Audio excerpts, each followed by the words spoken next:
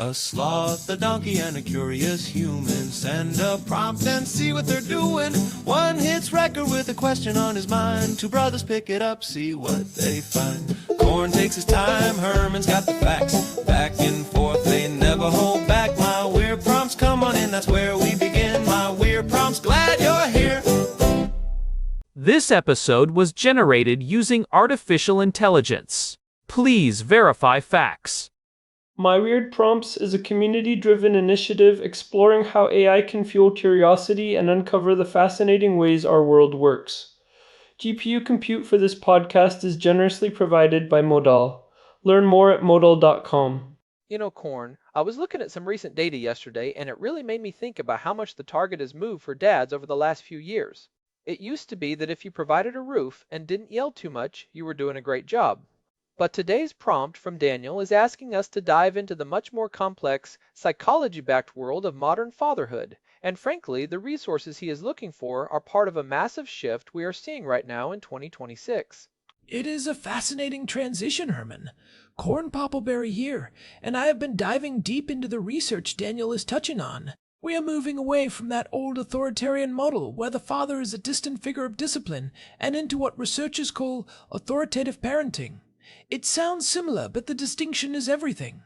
It is about being a leader who is emotionally available, and Daniel is asking this at a very critical moment. Just yesterday, on March 23rd, 2026, a major study was published in the journal JAMA Network Open that really reframes the entire timeline of fatherhood. I saw that one. It is the study from the Karolinska Institutet, that is Karolinska Institutet, and Sichuan University, right? They found what they are calling a delayed spike in paternal depression. Most people assume the high-stress period for a new dad is the first few weeks or months, the whole newborn haze. But this study shows that clinical diagnoses for depression and stress-related disorders in fathers actually jump by over 30% exactly 1 year after the child is born. That is the part that should be a wake-up call for everyone. Researchers found that fathers often experience a protective phase during the pregnancy and the first few months of infancy. They are in survival mode, focusing entirely on the mother and the baby.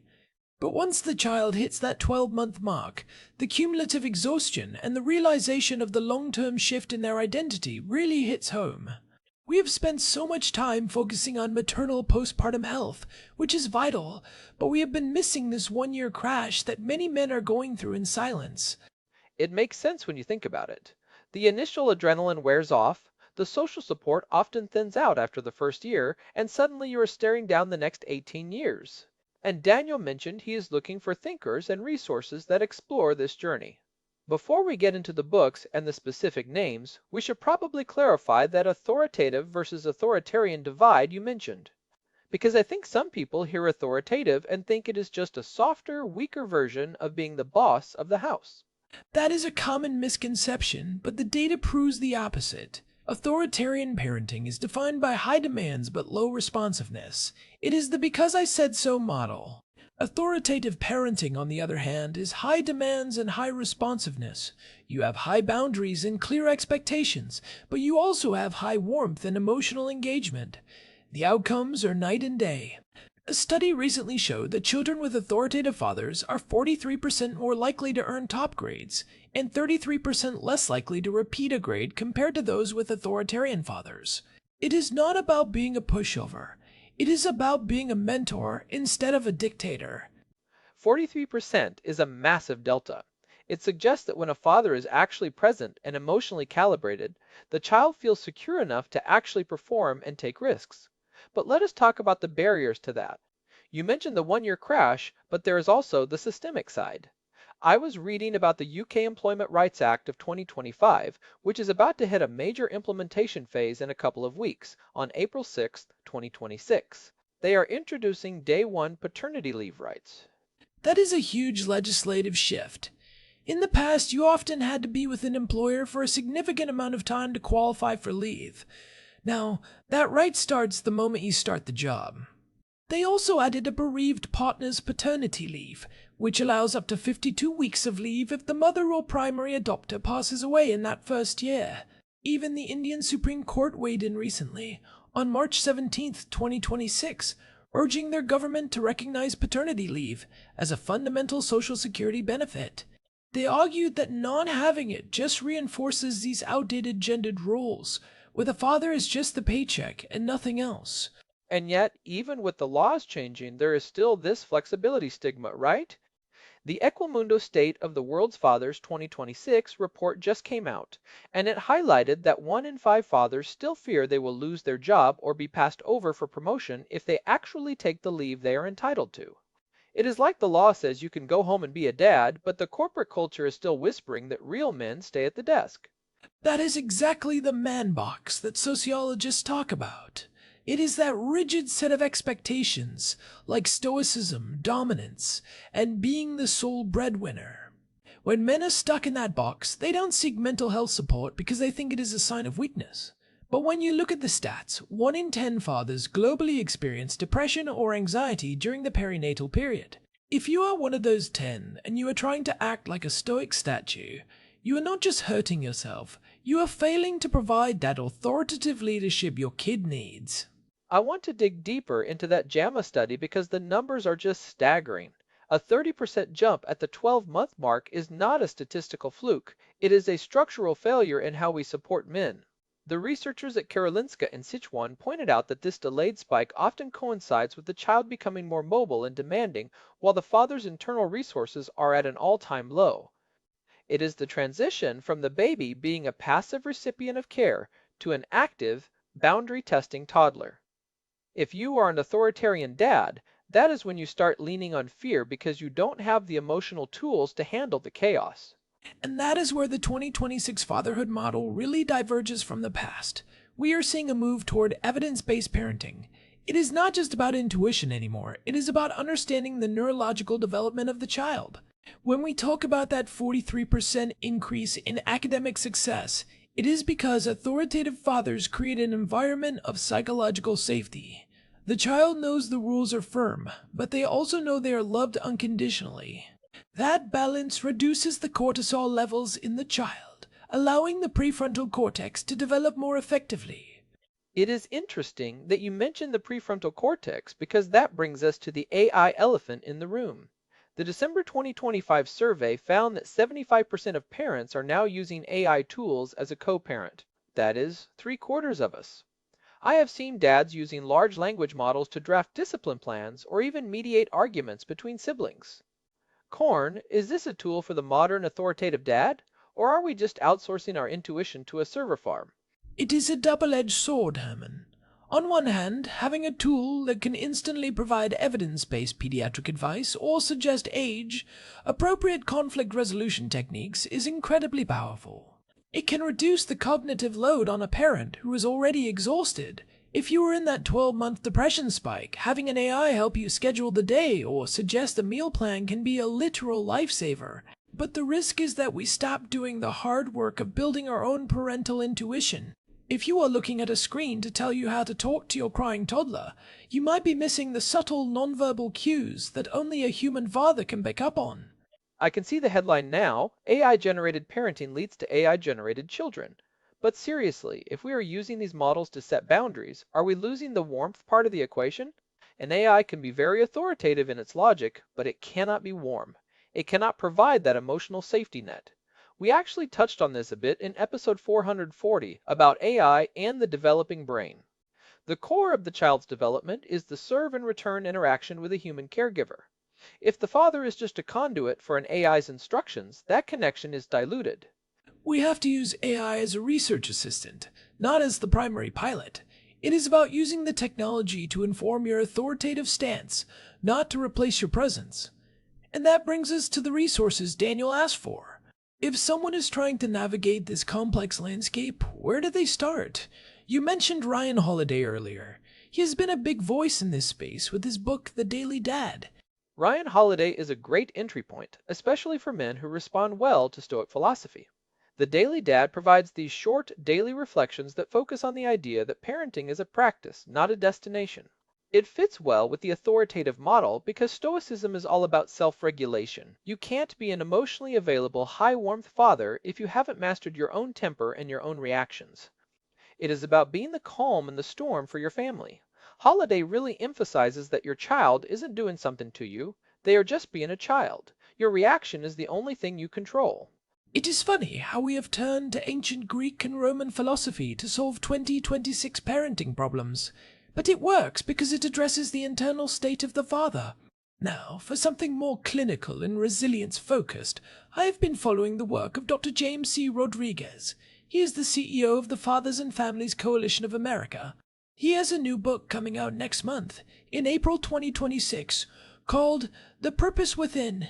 I have heard of him. He brings a very specific perspective to the table, doesn't he?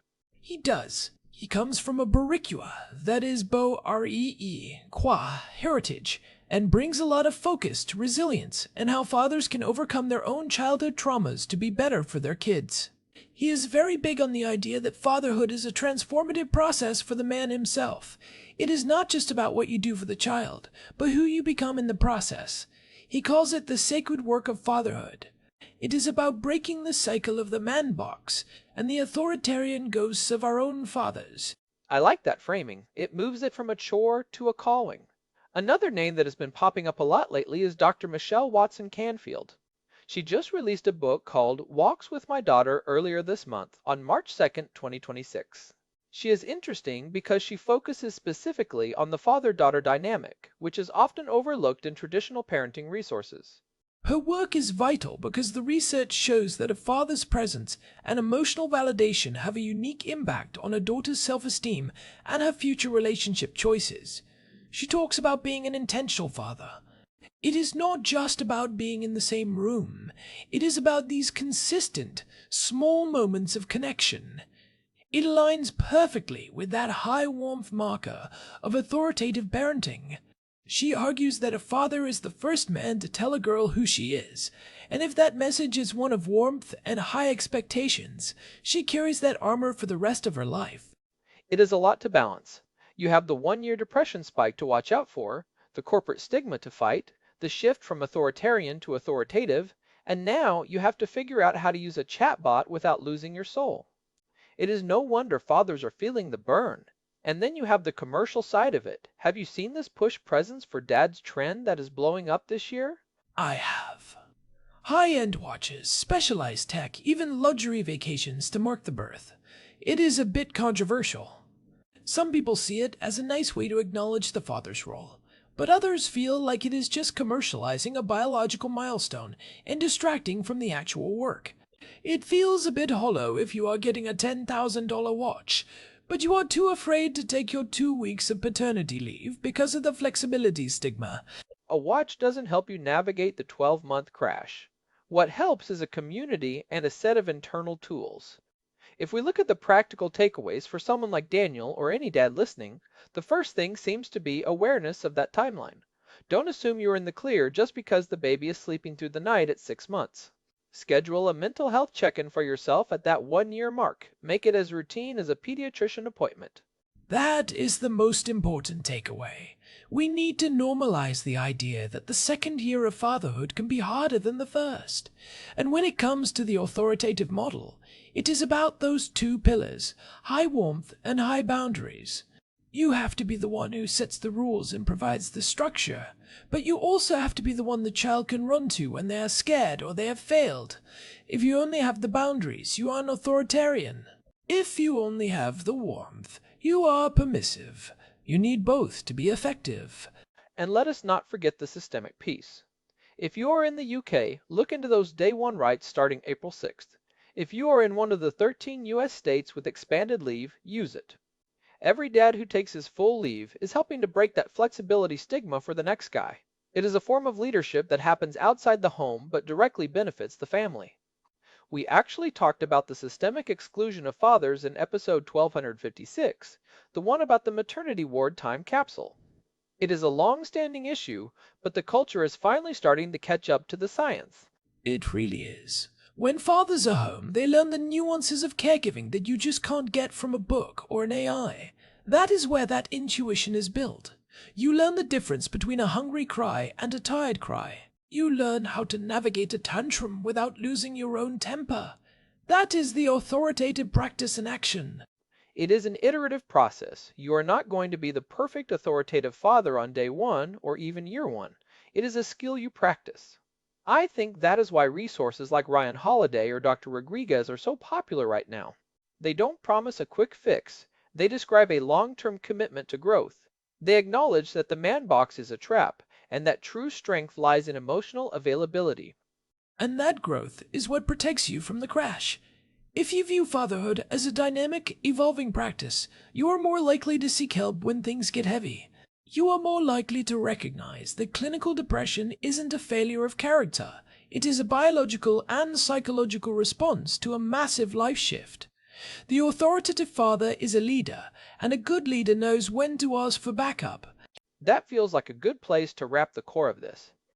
We have covered the JAMA study's warning about the 12-month mark, the 43% grade boost from authoritative parenting, the legislative shifts in the UK and India, and the rise of AI co-parenting.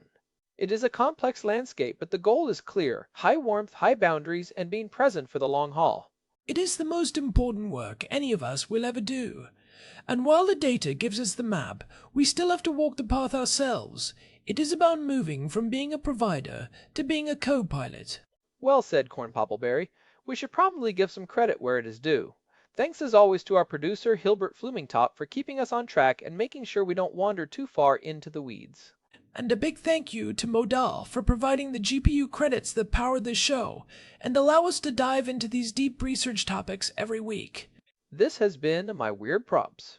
If you found this discussion helpful, you can find our full archive and all the ways to subscribe at myweirdprompts.com. We are also on Spotify, so make sure to follow us there if you want to stay updated on new episodes. We have a lot more coming up on the intersection of tech and family life. Thanks for the prompt, Daniel. We hope these resources give you a solid foundation for the journey ahead. We will talk to you all next time. Bye. Goodbye, everyone. Take care of yourselves and each other. This episode was generated using Gemini Flash 3. Text-to-speech engine was Chatterbox. Thanks for listening to our show, My Weird Prompts.